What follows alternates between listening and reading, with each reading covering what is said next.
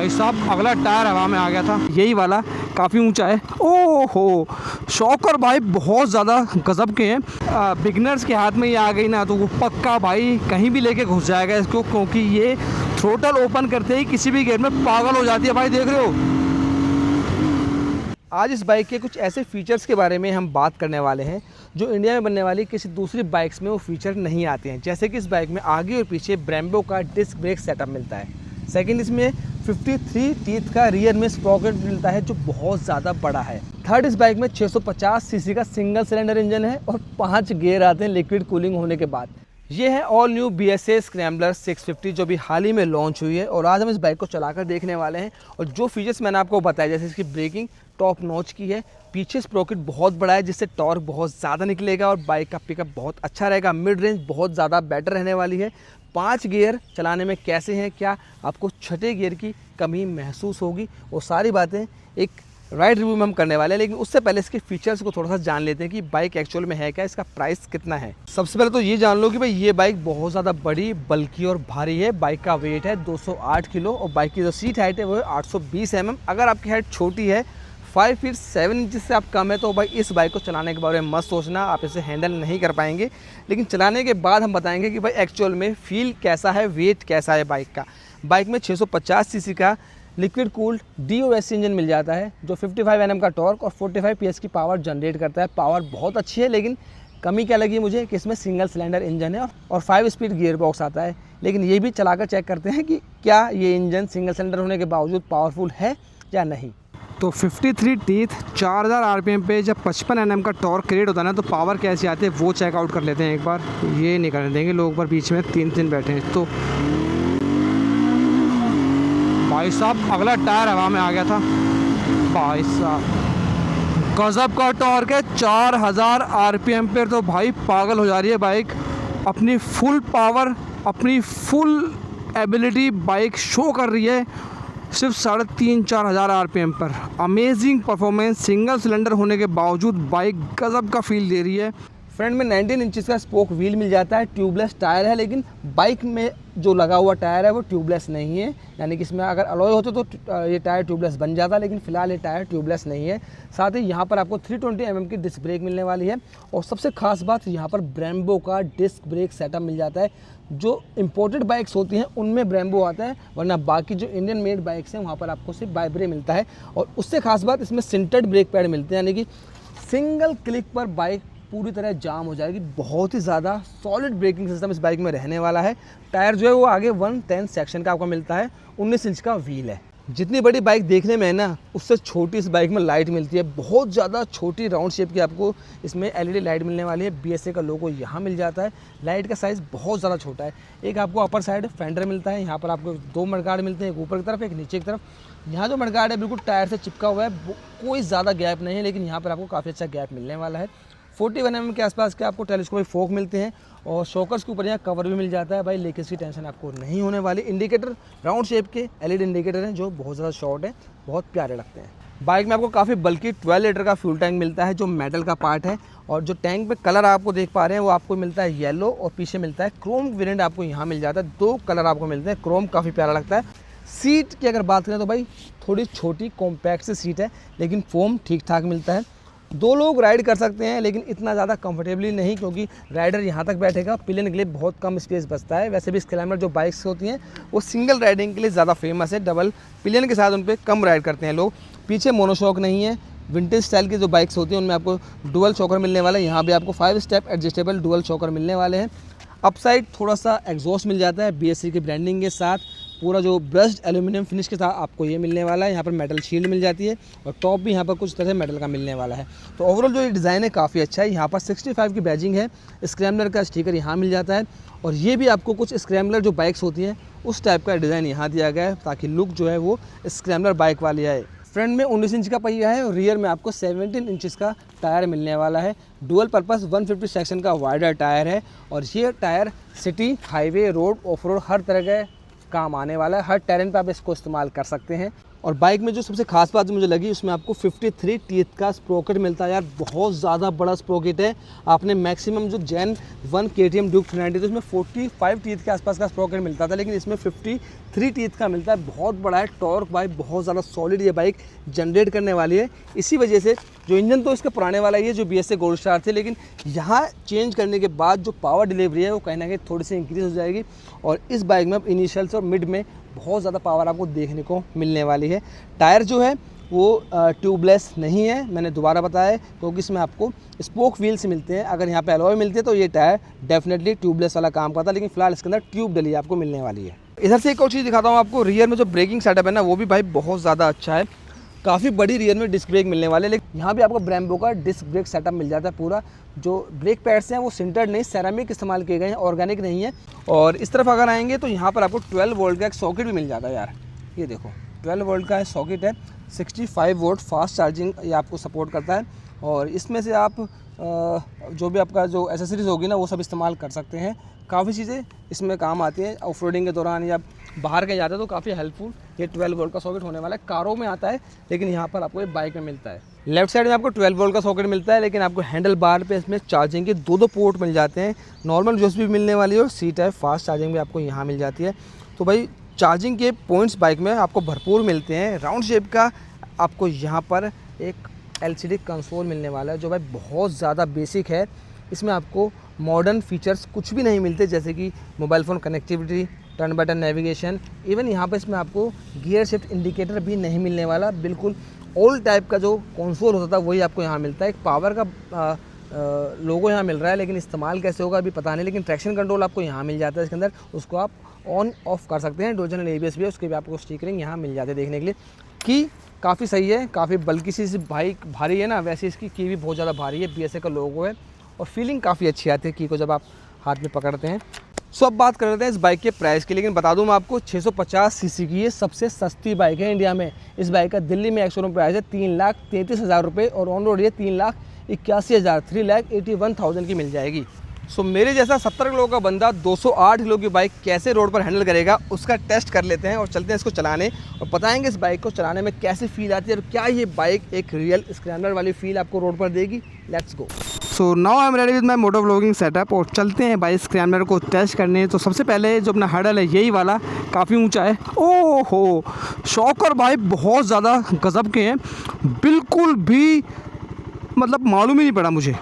सो जहाँ से मैंने अभी बाइक कुदाई है वो करीब 2 फुट के आसपास का एक हर्डल था और बिल्कुल भी शॉकर्स में मुझे ऐसा लगा नहीं कि झटका लगा हो। बहुत ही ज़्यादा फाइन तरीके से शॉकर्स को जो है ट्यून किया गया है एक स्क्रैम्बलर बाइक के लिए।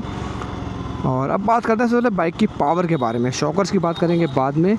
सो इस बाइक में आपको 650 सीसी का इंजन मिल जाता है जो सिंगल सिलेंडर लिक्विड कूल्ड है, लेकिन 5 गियर मिलते हैं। लेकिन ये मत समझना कि 5 गियर है तो बाइक में पावर कम है, बाइक में बहुत तगड़ा पुल है।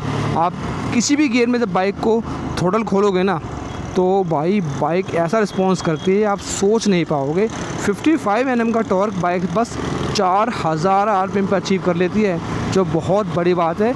और वो इतना ज़्यादा ब्रूटल थ्रोटल इसलिए है क्योंकि इसमें आपको पीछे 53 टीथ का स्प्रोकेट मिलता है जो बहुत ज़्यादा बड़ा है। इंडिया में शायद कोई दूसरी बाइक नहीं है ऐसी जिसमें इतना बड़ा स्प्रोकेट मिलता हो और इतनी ज़्यादा पावर वो इतनी क्विक डिलीवर करे। सो गाइस, पावर के मामले में ये अनकंट्रोलेबल मशीन है। अगर बिगनर्स के हाथ में ये आ गई ना तो वो पक्का भाई कहीं भी लेके घुस जाएगा इसको, क्योंकि ये थ्रोटल ओपन करते ही किसी भी गियर में पागल हो जाती है भाई। देख रहे हो, oh my God, amazing performance. और मतलब क्या ही बोलूँ मैं, I am very very very very very very very happy with the performance. बहुत ही अच्छा ये इंजन परफॉर्म कर रहा है और मुझे ट्विन सिलेंडर की शायद ज़रूरत महसूस नहीं हो रही। रिफाइनमेंट भी काफ़ी अच्छी है और 4000 RPM के आसपास तक तो मुझे बिल्कुल भी वाइब्रेशन भी महसूस नहीं हो रही इसके अंदर ना। तो ऐसा कोई वो नहीं है कि ट्विन सिलेंडर ही होती 650 सीसी है, लेकिन टॉर्क आपको गज़ब मिल रहा है। जो चेन सेट में 53 स्प्रोकेट है ना वो अपना कमाल दिखा रहे हैं भाई। टॉर्क डिलीवरी रोड पर आपको एग्जैक्टली मालूम पड़ जाएगी कि कैसे टॉर्क बाहर आ रहा है। और देखो झटके हो रहे हैं हर गियर में, मज़ेदार। सो बाइक ईज़िली ये 150-160 से ऊपर चली जाएगी। और इनिशियल बहुत ज़्यादा अच्छा है, बहुत ज़्यादा अच्छा है इनिशियल। मिड रेंज भी अच्छी होगी, लेकिन टॉप एंड इतना ज़्यादा नहीं होगा बाइक का, क्योंकि इसमें बड़ा स्प्रॉकेट लगा है। बड़े स्प्रॉकेट की वजह से टॉप एंड जो है वो कम हो जाता है, लेकिन इनिशियल और मिड रेंज बाइक की बहुत ज़्यादा पावरफुल हो जाती है। वही इसके साथ हो रहा है, इसलिए स्टार्टिंग में बाइक बहुत अच्छा परफॉर्म कर रही है, मिड रेंज भी गज़ब की है, लेकिन जैसे जैसे टॉप स्पीड पर पहुंचेगी ना बाइक आपको हल्की स्लो हो जाएगी, मतलब उतनी अच्छी परफॉर्मेंस नहीं देगी, क्योंकि ये अपनी सारी परफॉर्मेंस 400 RPM के आसपास दे चुकी होती है।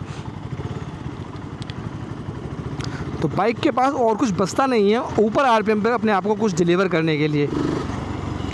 शॉकर्स की बात करें तो जैसे मैंने शुरू में कुदाई थी बाइक, तो वहाँ पर जो शॉकर्स की परफॉर्मेंस थी वो बहुत ही गज़ब लगी मुझे।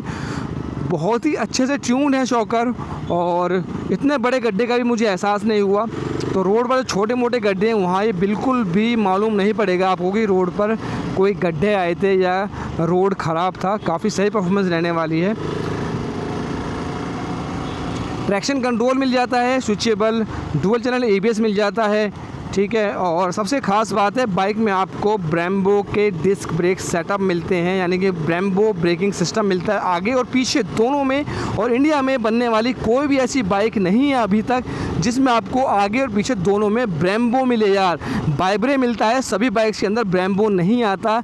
ब्रेम्बो बहुत कॉस्टली ब्रेकिंग सिस्टम आता है, और ये इंटरनेशनली जो वेरिएंट होते हैं बाइक्स के उनमें इसका इस्तेमाल होता है। और इंडिया में तो मेरे ख्याल से मैं पहली बाइक देख रहा हूँ। हम KTM में ब्रेम्बो के डिस्क पैड ज़रूर यूज़ कर लेते हैं, लेकिन भाई जो कैलिपर है वो आपको वाइब्रे का ही मिलता है। लो स्पीड में बाइक हायर गियर में नहीं चल सकती क्योंकि स्प्रॉकेट बड़ा है, जैसे कि मैंने बताया, इसलिए लो एंड टॉर्क बाइक में नहीं है। लो एंड टॉर्क होता तो आप इसको सिटी में लो RPM पर हायर गियर में चला सकते थे, लेकिन यहाँ पर ये बाइक उतना अच्छा परफॉर्म नहीं करेगी, गड़गड़ की आवाज़ आएगी जिसमें। देखो तो ये सिस्टम हो अगर आप लो गियर में इसको लो स्पीड में लो गियर पर चलाएंगे। इसके अलावा बाइक में जो कंसोल है वो वेरी ओल्ड टाइप का है, जैसे ज़्यादा जावा SD की बाइक्स में आता है। इसमें आपको कोई भी इलेक्ट्रॉनिक फीचर जैसे नहीं मिलते जो मॉडर्न टाइप की जो बाइक आती हैं उनमें, जैसे कि मोबाइल फ़ोन कनेक्टिविटी के फीचर्स हो गया, टर्न बाय टर्न नेविगेशन हो गया, वो आपको कुछ भी यहाँ नहीं मिलता। बेसिक आपको मीटर मिलता है, स्पीड दिखाएगा, गियर इंडिकेटर भी नहीं है, पेट्रोल दिखाएगा, इस तरह की सारी चीज़ें आपको बताएगा। लेकिन मेन जो फीचर है जो आजकल आते हैं वो आपको इसमें नहीं मिलने वाले। बाइक की सीट हाइट 820 mm है। एक पैर में रखता हूँ फुट पैक्स पे, तो दूसरा फ्लैट फुट ऐसे रख पाता हूँ ज़मीन पे। दोनों पैर इकट्ठे रखने थोड़े मुश्किल होते हैं क्योंकि ऊंची सीट हाइट है। मेरी हाइट है 5 फीट 7 इंचेस। हाईवे पे, सिटी में, रोड पर तो मैं इस बाइक को आराम से मैन्यूवर कर सकता हूँ, चला सकता हूँ, निकाल सकता हूँ कहीं से भी। लेकिन अगर ऑफ रोडिंग की बात आएगी तो शायद मुझे एकदम से पैर अगर रखना पड़ गया तो शायद छोटा पड़ जाऊंगा मैं। तो कहने का मतलब ये है अगर आपकी हाइट 5'9" है तो आप इस बाइक को हर जगह एक्सेस कर सकते हैं, वरना नहीं। वैसे तो ये 650 सीसी की सबसे सस्ती बाइक है इंडिया में, और वो ऐसे पॉसिबल हो पाए क्योंकि कंपनी ने इसके अंदर ना जो टायर्स हैं उनमें थोड़ा सा चेंजेस किया है। जो पहले वाली BSA गोल्ड स्टार थी 650 सीसी की जो लॉन्च हुई थी फर्स्ट टाइम इंडिया में, उसमें आपको Pirelli के टायर्स मिलते थे जो भाई बहुत ही अच्छी क्वालिटी के, बहुत ही प्रीमियम टायर थे, उनकी परफॉर्मेंस बहुत अच्छी थी। लेकिन अब आपको इस स्क्रैम्बलर में CEAT के टायर मिलते हैं यार, ठीक है। तो यहाँ पर कंपनी ने कहीं ना कहीं कॉस्ट कटिंग की है, और उसी कॉस्ट कटिंग की वजह से जो बाइक का प्राइस है वो लो हो पाया है। जब बाइक को भगाने में मज़ा आ रहा है, बाइक बहुत अच्छा पिकअप लेती है यार, काफ़ी अच्छी परफॉर्मेंस लगी मुझे। शॉकर्स काफ़ी अच्छे हैं, और अब ये 5वें गियर में है ना, तो जैसा मुझे एक गियर फील हो रहा है। अभी मैं 100 के आसपास की स्पीड में होऊंगा, लेकिन अब मुझे एक गियर की कमी महसूस हो रही है। और मतलब लगा लो कि 5वां गियर आप लगा देंगे 90-100 की स्पीड में, और उसके बाद आपको 150 तक वो उसी स्पीड में उसी गियर के साथ आपको बाइक को खींचना है। तो ये थोड़ा अजीब लग सकता है।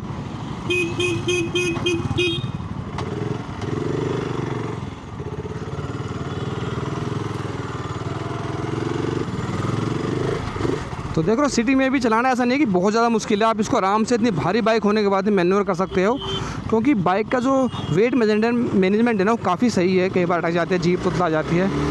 तो ठीक है भाई, मैं तो चला पा रहा हूँ अच्छे से सिटी में भी और हाईवे पर भी। बाकी मुझे बाइक काफ़ी सही लगी, 1-2 कमियाँ मुझे इसमें लगी हैं। पहले जो बेस्ट पार्ट्स हैं उसकी बात कर लेते हैं। सबसे अच्छा तो ब्रेकिंग सिस्टम बहुत अच्छा है, ब्रेम्बो मिल जाता है। सेकंड, आपको बहुत ज़्यादा अच्छा टॉर्क मिलता है बाइक में, और इनिशियल बहुत ज़्यादा फास्ट है, मिड भी बहुत अच्छा है बाइक का। बाइक की पावर आपको बिल्कुल भी मायूस नहीं करेगी। तीसरी बेस्ट पार्ट है, आपको इसमें चार्जिंग के बहुत सारे ऑप्शन मिल जाते हैं। चौथी बात है कि ये मोस्ट अफोर्डेबल 650 सीसी की बाइक है। अगर बात करें कमियों की तो इस बाइक के जो टायर्स हैं वो ट्यूबलेस नहीं है। टायर ट्यूबलेस है लेकिन स्पोक व्हील होने की वजह से वो ट्यूबलेस वाला काम नहीं कर रहे। अभी इसके अंदर आपको विद ट्यूब ये टायर मिलने वाले हैं। ट्यूबलेस कराएंगे तो आपको रिम चेंज कराना पड़ेगा। एक मुझे कमी ये लगी, एक भाई मैंने आपको बताया ना कि एक गियर की कमी इसमें मुझे महसूस हो रही है। At least 6 speed gear box bike में होना चाहिए था।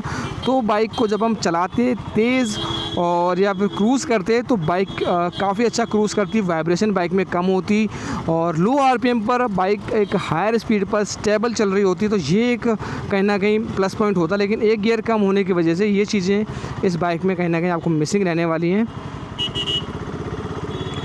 इसके अलावा जो प्राइस रेंज है बाइक का, उस प्राइस रेंज में ना एटलीस्ट कनेक्टिविटी फीचर तो होने चाहिए थे। वैसे वो इस्तेमाल तो कोई नहीं करता, लेकिन फिर भी कई बार हम रिमोट एरियाज़ में होते हैं तो बार बार फ़ोन निकालना नहीं पड़ता। हमें कंसोल में भी दिख जाता है कि कौन कॉल कर रहा है या फिर अलर्ट आया है, कोई इस तरह की चीज़ें हमें मालूम पड़ जाती हैं। वो भी एक ज़रूरी फ़ीचर आजकल बन गया है। सो बाकी हाईवे पे कैसा परफॉर्म करती है, ऑफ रोडिंग कैसी है, वो जब बताएंगे जब ये बाइक हमें ऑफ रोडिंग के लिए स्पेशल मिलेगी कंपनी के यहाँ से। अभी तो बस आपको मैंने एक सिटी का ओवरव्यू दिया है कि सिटी में एक 650 सीसी की बाइक चलाते वक्त आपको कैसा फील आएगा। हाँ, मेन बात भाई हीटिंग इशू। सो अभी मैं इस बाइक को पिछले 15-20 मिनट से चला रहा हूँ। हीटिंग इशू की बात अगर की जाए तो इस तरफ जो राइट वाला हिस्सा है ना, यहाँ पर मुझे हल्का सा महसूस हो रहा है, बहुत ज़्यादा नहीं सिटी में, लेकिन फिर भी हल्का सा लग रहा है। जो भाई ऑब्वियस सी बात है, इतना बड़ा इंजन होगा तो हीट करेगा। टैंक हल्का सा यहाँ से गर्म है और यहाँ से नहीं, लेफ़्ट साइड से हल्का सा टैंक भी हीट हो रहा है। तो ये भी नॉर्मल है। अगर मेटल का टैंक होगा तो वो हीट होगा ही होगा, क्योंकि उसमें एक तो पेट्रोल है, ऊपर से नीचे इंजन लगा है, वो भी इतना बड़ा जो 45 PS और 55 Nm का टॉर्क जनरेट कर रहा है। तो भाई वो कहीं ना कहीं हीट तो करेगा। पावर अगर लोगे तो आपको पावर के साथ साथ थोड़ी हीट भी सहनी पड़ेगी। सो आप बताना कमेंट करके आपको ये बाइक यार कैसी लगी। मुझे तो काफ़ी पसंद आई। कमियां मैंने आपको बता दी, फीचर्स भी आपको बता दिए। बाकी डिसाइड करना आपका काम है कि आप इस बाइक को कैसे देखते हैं, और बाकी कमेंट करना बाइक के बारे में।